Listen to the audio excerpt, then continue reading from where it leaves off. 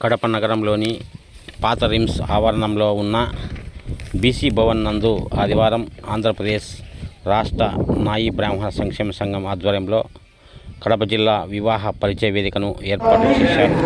మరి ఈ కార్యక్రమాల ద్వారా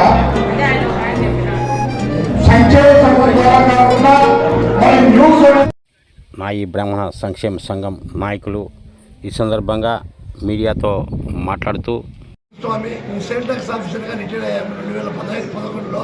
తర్వాత ఎమ్మెల్యే జిఎస్టీ ఆడిటర్గా ప్రాక్టీస్ చేశాను. అంతకు ముందు నుంచి కూడా నేను సంఘ సేవ చేస్తూ వచ్చాను. నాకు ఈజీ అయింది. దానివల్ల ఈ సంఘ సేవలో ఆఫీస్ పెట్టాను. ఐటీ సర్కిల్లో ఆఫీస్ పెట్టాను. కంటిన్యూ చేస్తున్నాను. ఎవరు వచ్చినా నాకు తెలిసినంత వరకు ఇందులో కమిటీ వాళ్ళ ఆలోచనలు గమనంలోకి తీసుకొని పరిశీలిస్తున్నాను. నాకు తెలిసి మ్యారేజ్ ఫ్రీ, స్కాలర్షిప్లు కూడా మేము ఫస్ట్ సెకండ్ థర్డ్ ఇస్తాము. లాస్ట్ కన్సల్టేషన్ ప్రైజ్ కూడా ఇస్తున్నాం. ఎందుకంటే ఉద్యోగులు పోతే బాధపడతారు. అమ్మాయి ఏదో మధ్య పిల్లలు కూర్చోబెట్టి షాల్వా క్యాన్వా ఇస్తే ఒక అమౌంట్ ఇచ్చి చాలా సంతోషపడతారు. వివాహం చేసుకునేదానికి కొంచెం ఇబ్బందికరంగా ఉన్నది. అటువంటి వాళ్ళని ఏకం చేసి వాళ్ళ యొక్క స్థితిగతులను ఆలోచనలో పెట్టుకొని వాళ్లకు వివాహ పరిచయ వేదిక అనేది ఒకటి ఏర్పాటు చేయాలనే ఉద్దేశంతోనే కడప జిల్లాలో ఈ కార్యక్రమాన్ని చేపట్టడం జరిగింది.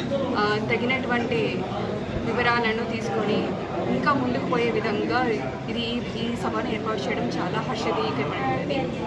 ఇలాంటి అవకాశాలు ఇంకా ఇలాంటి ప్రోగ్రాంలు ఇంకా ముందుగా ఎక్కువ చేయాలని ఆశిస్తున్నాను. ధన్యవాదాలు. నా పేరు భరణి, శ్రీ సత్యసాయి జిల్లా పుట్టపర్తి. కడపలో ఆంధ్రప్రదేశ్లో ఎక్కడ లేని సంఘటితంగా ఉన్న యూనియన్ అనేది ఏదైనా ఉన్నదంటే గురుస్వామి.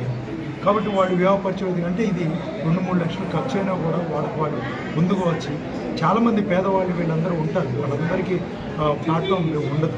అంటే జనరల్గా సాఫ్ట్వేర్ వాళ్ళకి ప్లాట్ఫామ్ ఉంటుంది. ఈ మంగళ షాప్ వాళ్ళకి, సౌర వృత్తిదారులకి, వాయిద్య కళాకారులకి ప్లాట్ఫామ్.